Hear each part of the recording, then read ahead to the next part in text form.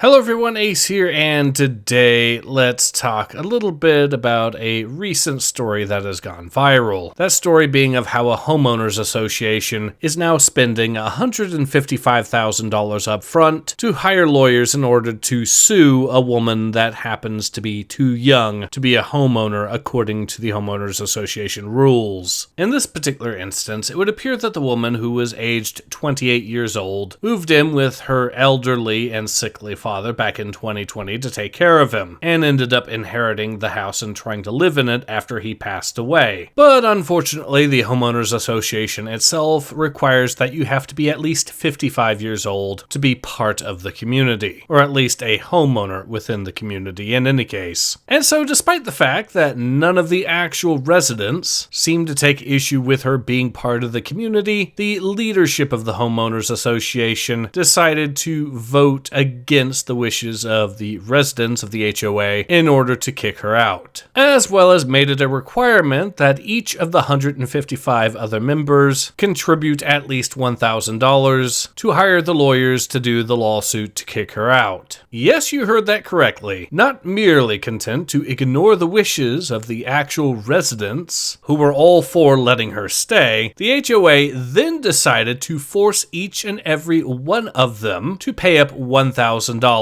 for the privilege of going against their wishes. And all of this was done specifically because a woman was 28 years old and she came to take care of her aging father, who recently passed away and has, as a result, inherited the home. I don't think you could possibly paint homeowners associations in a worse light than to do what this one did. Hopefully this young woman does actually end up winning the lawsuit, which, to be honest, does seem to be a very real possibility. The very fact that the lawyers are demanding so much money up front from the homeowners association is probably a sign that there's not that much confidence from them with regards to how this will go. Though, of course, there is always the possibility that anything can happen. Still, I really do hope that this young woman does win the lawsuit. But boy, does this just demonstrate that homeowners associations are the absolute worst. It's no wonder absolutely everyone despises them these days.